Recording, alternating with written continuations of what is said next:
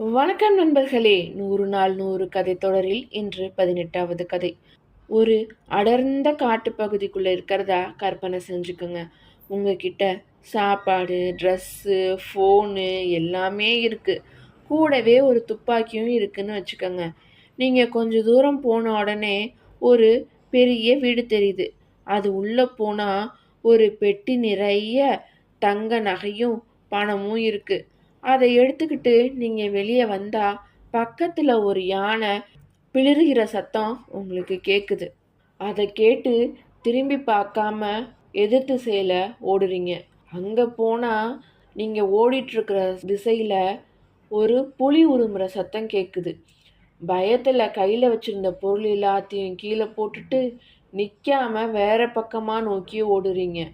அப்போ ஒரு பெண்ணின் பயங்கரமான அலறல் சத்தமும் கூடவே ஒரு நரி ஊளையிடுற சத்தமும் கேக்குது.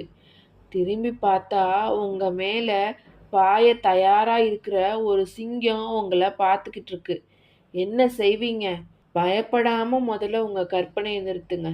இது மாதிரி தாங்க நம்ம நிகழ்காலத்துல வாழாம கற்பனையில உள்ள பயத்துல வாழ்ந்துகிட்டு இருக்கோம்.